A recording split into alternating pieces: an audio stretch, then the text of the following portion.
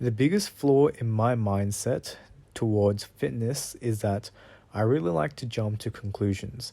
And often, the fact that I jump to conclusions, it's not necessarily based on the fact that I pick up on one thing and instantly come to that point as like the end goal. It's more that I tend to just completely overanalyze things, come to the wrong conclusion, and drive myself towards that by convincing myself that this certain flaw, this certain aspect of training is what led to such and such. In this case, again, it's basically my relationship with progression.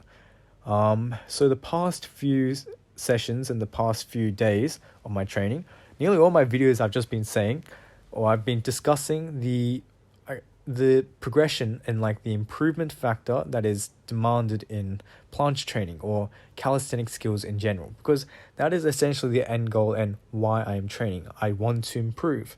And when you don't see improvement while you're putting in all the work, you start to question things and you look back at these videos, or at least in my case, I look back at these videos, I think about my training scheme. I've got all of this information here. Why don't I just use all of it? And that's the mindset that is slowly consuming me. And I do acknowledge that having all of this information and having all of these recordings is very good. It helps out a lot to analyze and evaluate how you felt at the day. I mean, like your form, what was your performance like? But if you overindulge in this stuff, you are going to fall into the rabbit hole of just pinpointing tiny little things and then thinking that, boom, this is your problem. But it turns out maybe it wasn't that problem, and you just are, I guess, like to an extent, catastrophize that factor. And like a good callback is having YouTube comments and of people with an objective mindset. They tend to call out things that I may be misinterpreting, and they suggest new ideas, and that helps out a lot.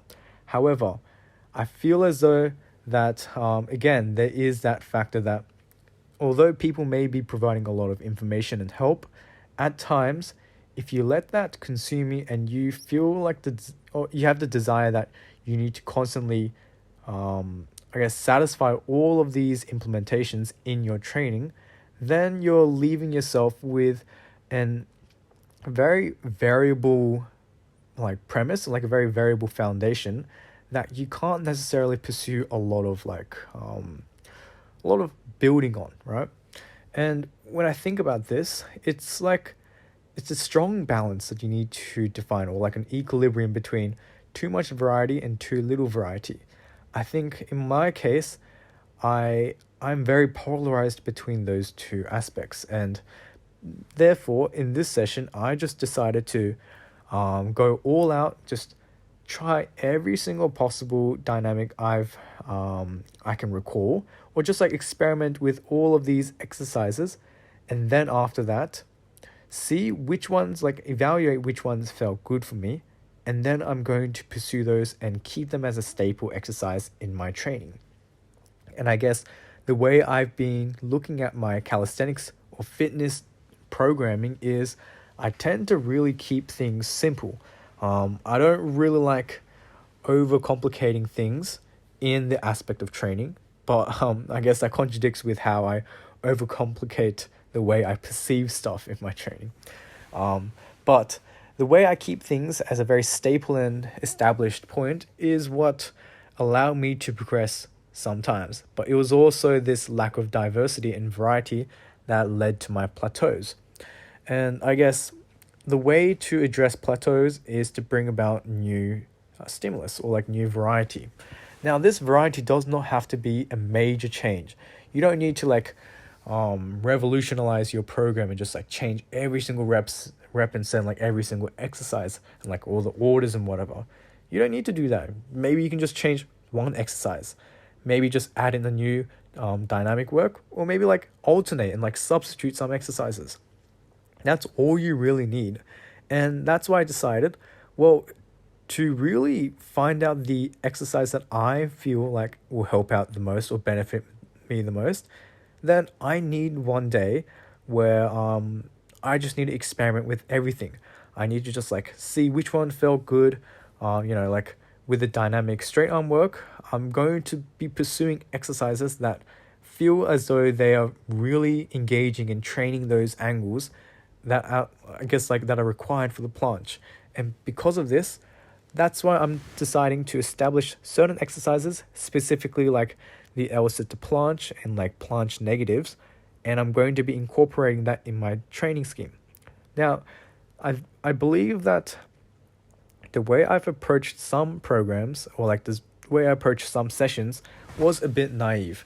What I used to do was, or like what I've been recently doing, was just following the exact same program, the exact same exercises every single session 3 times a week.